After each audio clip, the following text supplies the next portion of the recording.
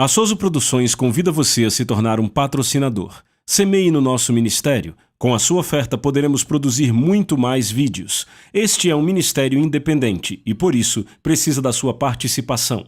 Inscreva-se no canal e compartilhe os vídeos. Seja um multiplicador desta visão.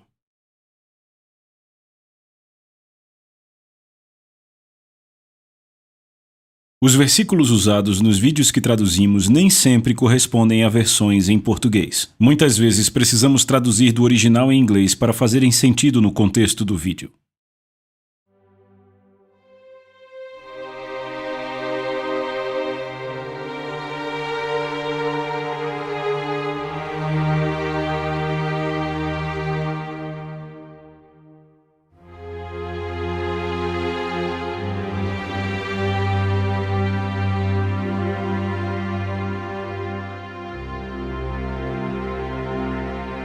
Aleluia!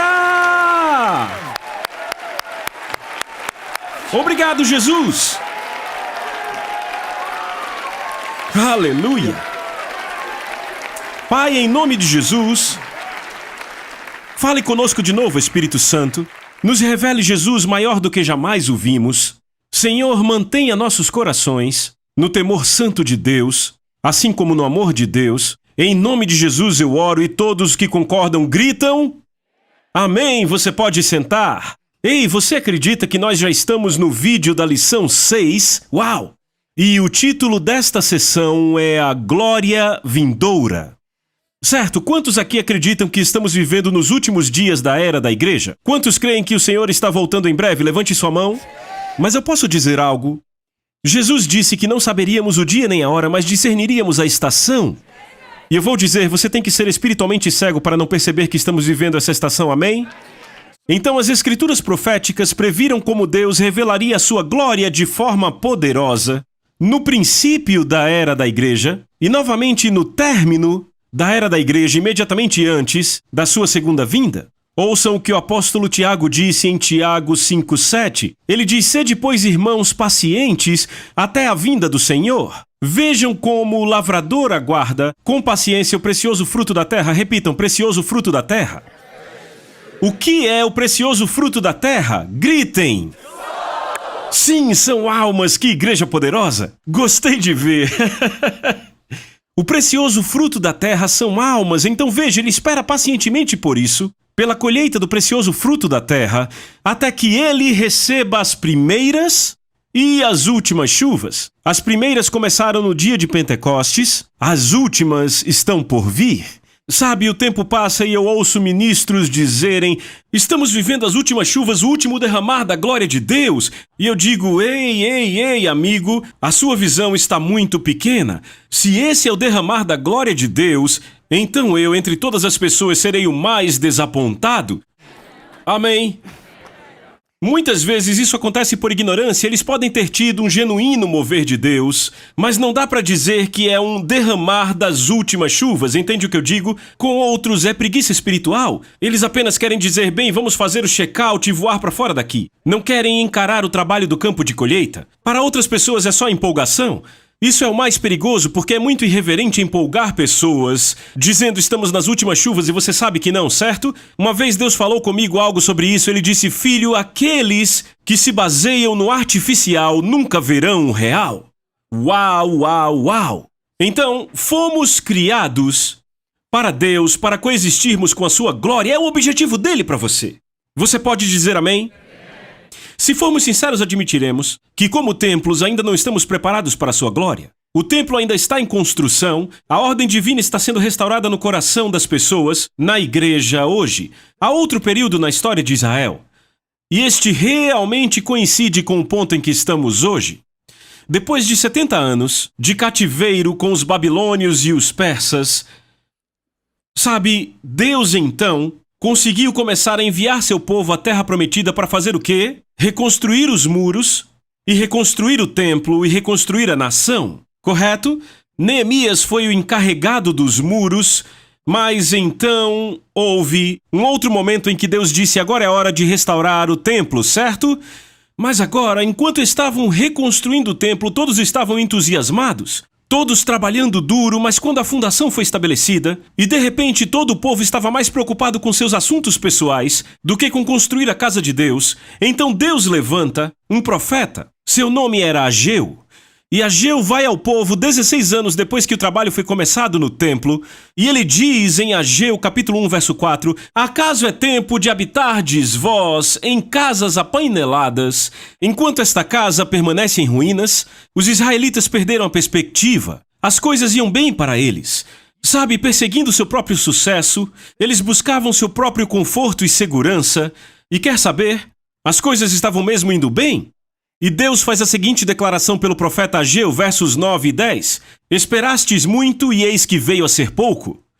E quando o trouxestes para casa, eu com um assopro dissipei. Porque, diz o Senhor dos Exércitos, porque a minha casa permanece em ruínas, enquanto cada um de vós corre para a sua própria casa. Por isso os céus, acima de vocês, retêm a chuva. Repitam, a chuva. E a terra retém os frutos. O que Tiago disse? O lavrador aguarda com paciência que o precioso fruto da terra receba as primeiras e últimas chuvas. Então vemos a correlação aqui. Deus está dizendo a Israel no natural, as chuvas não estão caindo, então vocês não terão suas colheitas, não terão o fruto, a colheita que costumavam ter quando estavam trabalhando duro no meu templo.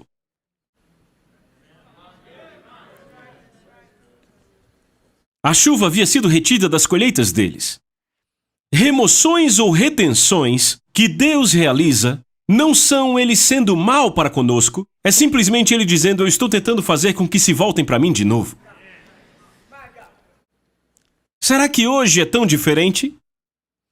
Nós também vivemos em uma era de restauração. A Bíblia diz em Atos 3:21 que Jesus não voltará até o tempo da restauração de todas as coisas. Ou seja, o que foi perdido nas primeiras chuvas será restaurado nas últimas chuvas.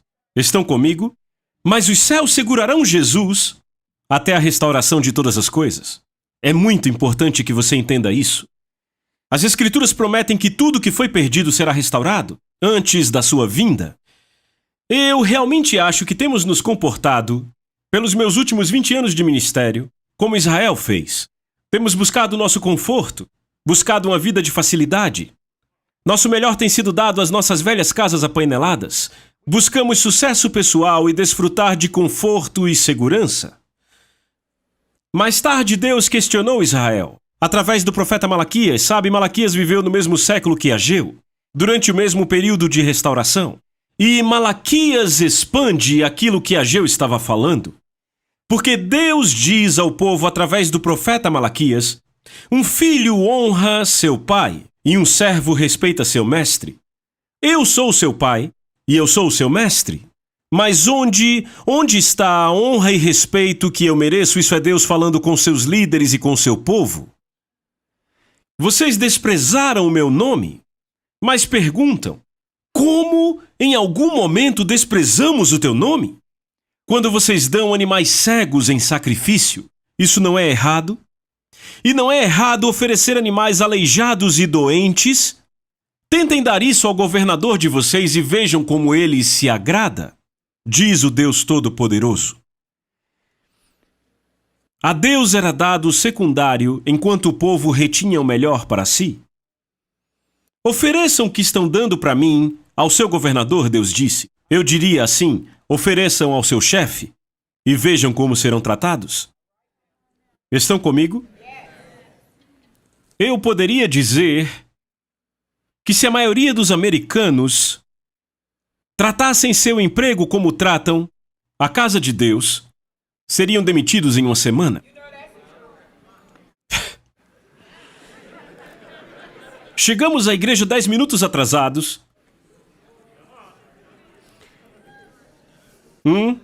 Não servimos na igreja. Ficamos chateados com o pastor se o culto demora mais que 1h30. Damos gorjetas a Deus. A gente vai e honra Hollywood com $20 para pipoca e 2 assentos, mas damos a Deus uma oferta de 5 e a gente acha que é generoso? Eu estou pregando. O pastor convoca um culto de oração e uma fração da igreja aparece. E eu estou falando de uma fração pequena. O clima está ruim, a gente não vai. O clima está muito bom, vamos aproveitar. Por quanto tempo uma performance de emprego dessa dura, na maioria das empresas hoje, é o que Deus está dizendo? Por que você não oferece a forma como me serve aos seus chefes? E veem por quanto tempo ficarão empregados? Esse comportamento para com Deus é irreverência diante do Senhor. A maioria de nós trabalha muito e trabalha duro para manter nosso estilo de vida, mas reclama se o culto no domingo demora meia hora além do tempo e cremos, passa apenas meia hora e achamos que devia ter terminado. É esse comportamento que impede que as últimas chuvas de Deus se manifestem. É esse comportamento que impede que as últimas chuvas caiam nos últimos dias da igreja.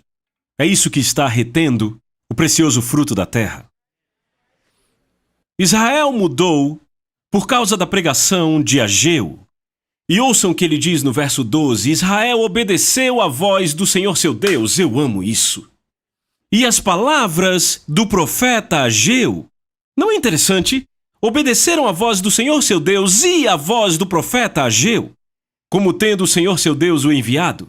E o povo temeu a presença do Senhor, o temor do Senhor foi restaurado.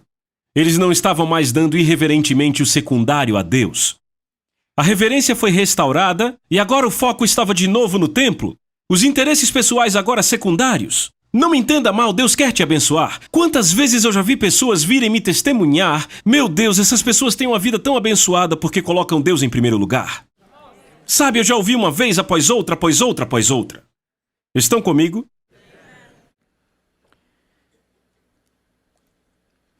Quando tememos a Deus, sempre colocaremos seus interesses acima dos nossos.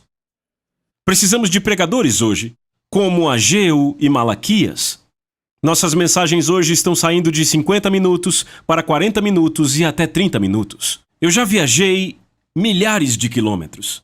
E vários pastores já me disseram: você tem 30 minutos para dar a mensagem. Por outro lado, vamos numa universidade secular e cada aula dura 50 minutos. Numa escola secundária, aulas de 50 minutos. Como é que vamos resumir a palavra de Deus em 30 minutos? Eu garanto a vocês que seríamos a escola com a pior qualidade de educação se tratássemos nossas escolas como temos educado as igrejas na América. Nossas mensagens hoje não mais inspiram não só o amor de Deus nas pessoas, mas as mensagens não inspiram o temor do Senhor. Nossas mensagens, de fato, só levam as pessoas a ter uma vida mais confortável, ao invés de ser a palavra de Deus que passa aos corações e discerne as intenções dos corações. Não me entenda errado, há momentos em que temos que encorajar, que temos que levantar pessoas, mas eu vejo pelo Novo Testamento que há momentos de correção, há momentos de repreensão. E foram esses momentos que salvaram a minha vida. Paulo disse: para apresentar todo homem perfeito a Cristo, temos que exortá-lo e ensiná-lo. Amamos ensinos, mas desprezamos exortações. Você pode dizer amém? Então Ageu apontou a condição presente do templo. Depois que o povo começa a obedecer à voz de Deus, então Ageu vem e fala isso no capítulo 2. Quem entre vocês que tenha sobrevivido viu este templo na sua primeira glória? Lembre, eles ficaram presos por 7 anos. Alguns tinham 85, 90 anos e lembravam da glória daquele templo. Estão comigo? Ele diz: quem dentre vós sobreviveu e lembra da glória do primeiro templo? Ageu 2:3, quem de vocês que tenha sobrevivido viu esse templo na sua primeira glória e agora, vocês o veem agora e o comparam? Aos seus olhos ele não parece nada? Ele diz: certo, vocês lembram do templo antes do cativeiro e vocês olham o templo agora, como ele está comparado ao que era antes? Ele diz: não é nada. Eu creio que Deus está fazendo a mesma pergunta hoje. Quantos de vocês lembram da igreja na sua primeira glória? No livro de Atos, e como vocês a veem hoje em comparação? Eu acho que, se formos honestos, diremos: aos nossos olhos não é nada. Eu provo a vocês. No primeiro dia de Pentecostes, eles nem anunciaram o encontro, e 3.000 almas foram salvas às 9 da manhã. E então, às 3 horas da tarde, eles entraram no templo e fizeram levantar um homem que era aleijado e ficava no templo há muitos e muitos anos porque havia nascido aleijado. E aquele homem dá um salto e 5.000 pessoas são salvas. E a igreja sai de 120 pessoas para 8.120 pessoas em um só dia. Pedro e João são presos, são levados a interrogatório e libertados. E em seguida voltam para a igreja, começam a orar e o lugar começa a tremer. E quantos sabem que a Bíblia não exagera? Eu sei que há pescadores que exageram, sei que há pregadores que exageram, mas a Bíblia não pode exagerar porque é mentira. E Deus não pode mentir. Se diz que o prédio tremeu, ele tremeu. E eles saíram por ali e a Bíblia diz que vários milagres aconteceram pelas mãos dos apóstolos. E então vem um casal e mente sobre sua oferta e caem mortos. E então Pedro sai pelas ruas, não uma rua, mas ruas de Jerusalém, e qualquer um que passa perto da sua sombra, eu acho que era a nuvem de Deus, Deus curava, era levantado. Aleijados começavam a andar quando a sombra passava pelas ruas e os tocava.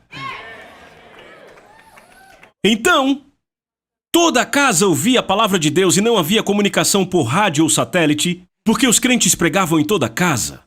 E então eles são separados e, ouçam, um homem que servia as mesas das viúvas vai para Samaria, e a Bíblia diz que toda a cidade de Samaria foi salva. Então o Espírito de Deus envia esse homem para o deserto, onde ele ganha o terceiro homem mais importante da Etiópia, e então desaparece e ele é, ouçam, trasladado para outro lugar. Pedro vai para um lugar chamado Lida e havia um homem que estava paralítico há 8 anos. Ele cura o homem e a Bíblia diz que tanto Lida quanto Sarona, cidades vizinhas, todos foram salvos quando viram aquele homem andando. Eu sei que tem igrejas hoje que tem 8, 9 mil pessoas, mas e quantas outras 3 milhões de pessoas na cidade perdidas? Por que é que as grandes vias, as rodovias são congestionadas às sextas à noite, mas no domingo você pode dirigir para a igreja sem tráfego nenhum? Mas aqui cidades inteiras eram salvas. Vemos aqui também o que foi dito na cidade de Tessalônica da Grécia. O homem que virou o mundo de cabeça para baixo agora está vindo à nossa cidade. Uau, que relatório! E então chegamos ao maior de todo, esse é demais. Vamos para Atos 19:10, onde diz: E isto continuou por 2 anos, de forma que todos que habitavam na Ásia ouviram a palavra de Deus, tanto judeus quanto gregos. Você entende que ele disse todos que habitavam na Ásia? Ele não diz toda a Ásia, porque se dissesse toda a Ásia, poderia haver alguns pedaços em que não chegou a palavra. Ele não diz toda a Ásia, todos que habitavam na Ásia. Significa cada pessoa, não numa cidade da Ásia, não num país da Ásia, na região toda. Ouviram a palavra de Deus em 2 anos sem satélites e bicicletas, sem telefones, sem transmissão na rede, nada. Cada ser humano ouviu a palavra de Deus no espaço de 2 anos. Todos da Ásia. Você tem um vislumbre de como o livro de Atos é glorioso? As primeiras chuvas. Agora vamos para a pergunta de Deus de novo. Como é a igreja de hoje comparada à igreja de Atos? Eu acho que se você for honesto, dirá que nada somos, não somos nada comparado a Atos. Se formos honestos, diremos sim a isso. Podemos ter mais recursos. Mas por que não temos o impacto que a igreja antiga teve?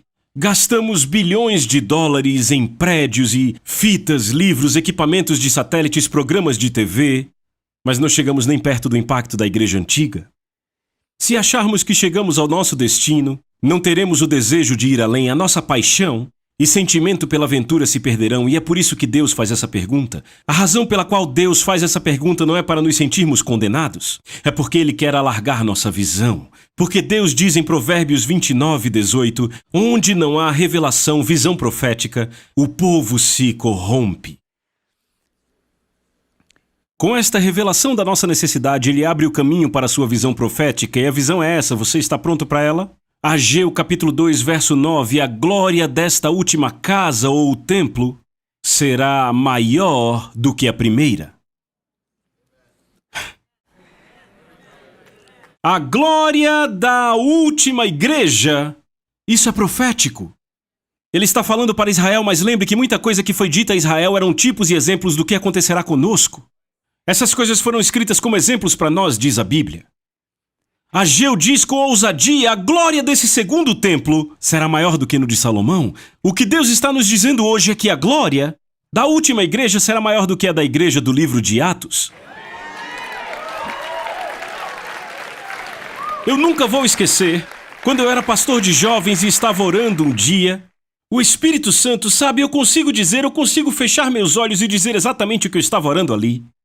E eu estava orando, já vinha orando há algum tempo me preparando para o culto, e o Espírito Santo me disse, John, ele disse, a glória do meu filho, nos dias que virão, será 7 vezes maior do que no livro de Atos. Eu disse, espera aí. Eu disse, Senhor, eu sei o que o livro de Atos diz. Sabe, é quase um conto de fadas de tão impressionante. Eu preciso de 3 testemunhas na Bíblia sobre isso ou eu não vou acreditar. Sabia que Deus nunca fica com raiva porque eu peço isso? Pois foi o próprio Deus que disse que pela boca de 2 ou 3 testemunhas toda palavra é estabelecida. Imediatamente, Deus começou a disparar as coisas para mim naquele lugar de oração. Ele não me deu 2, mas me deu 5 ou 6. Primeiro ele disse, o Senhor disse, ele disse, John, eu não disse em Provérbios 6:31 que quando um ladrão é pego, ele tem que restituir 7 vezes o que pegou? A Bíblia diz que os céus reterão Jesus até o tempo da restauração de todas as coisas. Ele disse, o que o ladrão roubou do meu povo na era das trevas será restaurado 7 vezes antes que ele volte. Ele disse, eu não disse em minha palavra em Deuteronômio 28:7 que se o inimigo vier contra você por um caminho, ele terá que fugir por 7? Ele disse, o inimigo roubou da minha igreja na era das trevas e então ele terá que fugir por 7. Ele disse, eu não disse em Eclesiastes 7:8 que o fim de uma coisa é melhor do que o seu começo? Ele disse, eu não disse sobre o melhor vinho no final, no casamento em Caná? Ele disse, o melhor vinho virá nos últimos dias. Ele disse, eu não disse através do profeta Joel que a chuva temporã viria moderadamente? Ele disse, então se compararmos a chuva seródia com a temporã, as primeiras serão moderadas comparadas com as últimas. E então ele me deu a melhor passagem, está em Isaías capítulo 30, que fala sobre como o povo de Deus procuraria se fortalecer na força do Egito, o sistema do mundo. Isaías profetiza em Isaías 30. Nos últimos dias ele diz, meu povo irá para o sistema do mundo e tirará a sua força do sistema do mundo. Estão comigo? Estão comigo? Eles se fortaleceriam nos ídolos procurados pelo mundo. Então Deus teria de levar o povo através da adversidade, está em Isaías 30, e da aflição para sua purificação. Você pode até discordar, mas por favor leia sua Bíblia. Neste processo, eles deixariam de lado seus ídolos e voltariam seus corações completamente a Deus. Quando isto acontecesse, Deus disse, então, isso está em Isaías 30:23, então te dará chuva sobre a tua semente. Isaías não está falando de chuva natural, mas está falando da chuva do Espírito de Deus, porque ele continua dizendo no verso 26, a luz do sol será 7 vezes mais forte, como a luz de 7 dias. Assim será no dia em que o Senhor começar a curar o seu povo e curar as feridas que ele lhes deu. Lembra, Oséias disse que depois de 2 dias ele nos revigorará? Vinde, o Senhor nos despedaçou, mas nos sarará. Depois de 2 dias nos revigorará. Ao final de 2000 anos, ele vai nos levantar para que vivamos diante dos seus olhos, no 3º dia, que é o 3º milênio. É uma passagem profética. Deus diz, eu darei a chuva. Ele diz, eu darei a chuva. E ele diz que então o sol brilhará 7 vezes mais forte. Ele não está falando do sol natural, porque quando chove lá fora, o sol não brilha 7 vezes mais. Ele está falando do sol da justiça. Malaquias chama Jesus de o sol, o S-O-L, o S-O-L da justiça. É assim que ele o chama. Você está comigo? Eu disse, você está comigo? Hoje, não vemos cidades inteiras serem salvas. As últimas chuvas, hoje ainda não estão sendo derramadas. E eu quero fazer essa declaração ousada e eu quero que você lembre dela. Onde estivemos e onde estamos agora, não é para onde estamos indo. Você pode marcar e escrever isso. Precisamos levantar os olhos para o horizonte e ansiar pela glória que está por vir. Haverá uma grande diferença entre a igreja antiga e a igreja de agora. É que a primeira igreja tinha a glória manifesta imediatamente. Na igreja dos últimos dias, eu acredito que a chuva virá e vai rapidamente restaurar a glória dele. Repita, restaurar rapidamente. Há ainda outro período na história de Israel que mostra isso. Você está pronto? Você está pronto? Quer continuar? Depois do reinado do rei Saul, o rei Davi tomou o trono, certo? E qual era a paixão de Davi? Ver a glória restaurada a Israel? A presença de Deus restaurada a Israel? Correto? Então sabe o que Davi fez? Uma reunião. E ele consultou os capitães de 1000 e os de 100, e cada um dos líderes sobre como poderiam restaurar o tabernáculo na presença do povo. Quando tiveram essa reunião, sabe o que aconteceu? Os líderes de Davi disseram, sabe, nos lembramos do que os filisteus fizeram. Então os líderes se reuniram e disseram, certo, é isso que faremos. Vamos construir um carro novo e teremos 2 homens escolhidos para levar esse carro. De fato, Uzá é que vai conduzi-lo. Então fizeram esse carro novo e começaram a trazê-lo. Estão acompanhando?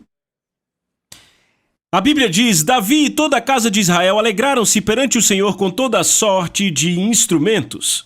1 Crônicas 13:8 diz que fizeram com toda a sua força. Estavam louvando a Deus porque a glória estava voltando, a arca no carro novo, Uzá, um grande homem de Deus conduzindo o carro. Então lemos em 2 Samuel 6, versos 6 e 7, quando chegaram à eira de Nacon, estendeu Uzá a mão à arca de Deus e a segurou, porque os bois tropeçaram. E então a ira do Senhor se acendeu contra Uzá e Deus o feriu ali pela sua irreverência. A Bíblia diz erro e na nota de margem diz irreverência. E ele morreu ali. E morreu ali junto à arca de Deus. Impressionante. Apenas uma geração antes, 2 homens estavam cometendo adultério na porta do tabernáculo onde a arca habitava. A irreverência deles era flagrante e excedia muito a deste homem, Uzá, que apenas estendeu a mão para firmar a arca. Porque, no caso dos filhos de Eli, a glória havia partido com Uzá a glória de Deus estava sendo restaurada. Quanto maior é a glória, mais rápido e mais severo é o seu julgamento pela irreverência. Davi se desgostou naquele dia e disse, como virá a minha arca do Senhor? 2 Samuel 6, 8 e 9. A Davi, a seus líderes e ao povo, não faltava paixão. Você está me ouvindo? Não lhes faltava paixão. Tinha havido muita preparação para recuperar a arca. Tinham trabalhado duro para isso. Eles acreditavam que estavam honrando a Deus ao levarem a arca num carro novo. E o choque de Davi se tornou em ira. Davi pode ter se questionado por que Deus fez isso. Por que ele não apreciou o nosso zelo, mas o rejeitou? Os meus esforços e os esforços dessa nação para restaurar sua presença, com tamanho julgamento. Eu fiz tudo o que eu podia para honrar a Deus e o meu melhor foi considerado inaceitável. Depois de pensar muito, sua ira virou temor. Mas Moisés tinha dito anteriormente em Deuteronômio capítulo 6, versos 1 e 2, estes são os estatutos e juízos que mandou o Senhor teu Deus, que se te ensinassem, para que os cumprisses na terra, para que temas ao Senhor teu Deus.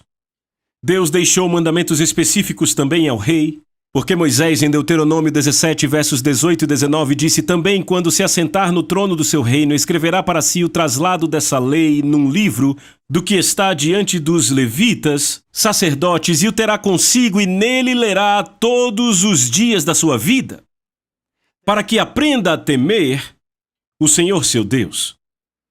Se Davi tivesse feito isso, ele saberia que a arca deveria ser carregada pelos sacerdotes. Essa falta de conhecimento fez todo o povo de Israel imitar as formas do mundo para levar a presença de Deus. Os filisteus eram ignorantes, mas o povo de Deus não. Estamos cometendo o mesmo erro hoje? Estamos buscando diligentemente a palavra de Deus, a palavra do Senhor, nas suas escrituras? Ou estamos tirando algumas ideias para o ministério do mundo? Porque o que acontece é que quando não buscamos a Deus diligentemente, indo à sua palavra com diligência, a nossa inspiração acaba vindo do mundo em que vivemos. Vimos isso com Arão e vimos com Davi. Você ainda está comigo? As ideias do nosso ministério muitas vezes são forjadas por uma reunião de homens. E eles aparecem com ideias de como vamos restaurar a glória de Deus à igreja. Davi e seus homens desejavam a presença de Deus, mas lhes faltava o conhecimento de Deus. Provérbios diz: filho meu, se você receber minhas palavras e entesourar meus comandos em você, se você inclinar seu ouvido à sabedoria e aplicar seu coração ao entendimento e clamar por discernimento, e levantar a sua voz por entendimento, se buscar a minha palavra como prata e tesouros escondidos, você entenderá o temor do Senhor e encontrará o conhecimento de Deus. Deus diz: se você buscar minha palavra como tesouros escondidos. Se alguém te dissesse que há 10 milhões de dólares escondidos na sua casa em algum lugar, eu aposto que você derrubaria todas as paredes, procurando aqueles 10 milhões.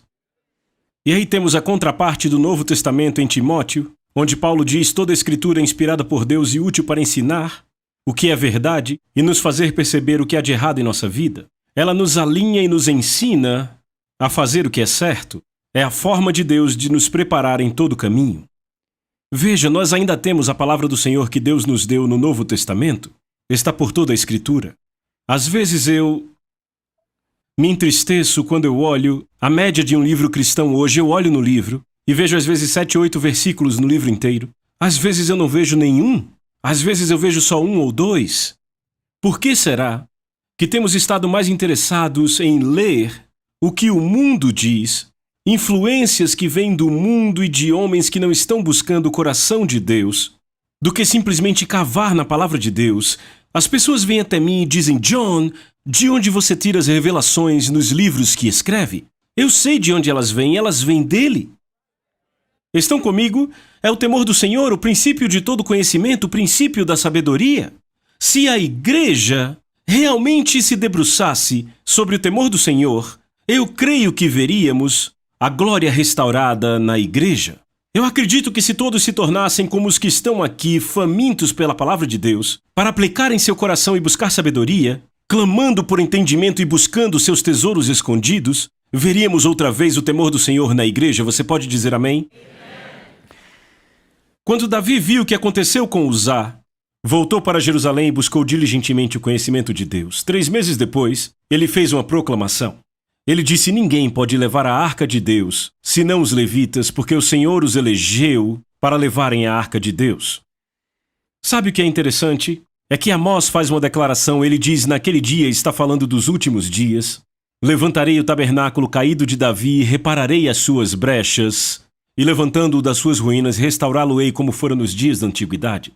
Tiago, o apóstolo, quando ele viu os gentios vindo para o reino, ele citou as palavras de Amós e disse em Atos 15, versos 14 a 18, Simão declarou como Deus primeiramente visitou os gentios e tirou do meio deles um povo para o seu nome, e com isto as palavras dos profetas concordam, como está escrito: depois disto retornarei e reconstruirei o tabernáculo de Davi, que está caído, levantarei suas ruínas e o estabelecerei, para que o resto da humanidade possa buscar ao Senhor, até mesmo os gentios que são chamados pelo meu nome.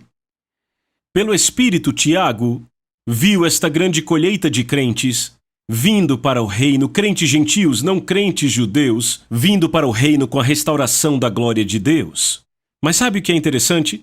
É que Tiago não concluiu a mensagem de Amós no livro de Atos. A razão disso é porque a mensagem de Amós é para os nossos dias. Ouçam o que Amós continua dizendo: eis que vem dias, diz o Senhor, em que o que lavra segue logo ao que ceifa, e o que pisa as uvas ao que lança a semente, o doce vinho gotejará dos montes e fluirá de todas as colinas. Ele continua dizendo que a colheita será tão grande que o ajuntamento de almas será maior, tão grande que vai sobrecarregar a pregação que vai cultivar a terra para trazer as almas. Em outras palavras, a colheita será tão grande que vai fundir a mente. Tiago não citou essa parte da profecia de Amós porque é para os nossos dias. Porque Deus disse que a colheita de almas nos últimos dias, as últimas chuvas, estarão trazendo a maior das colheitas. A maior colheita que a humanidade já viu de almas vindo para o reino vai acontecer nessa última geração.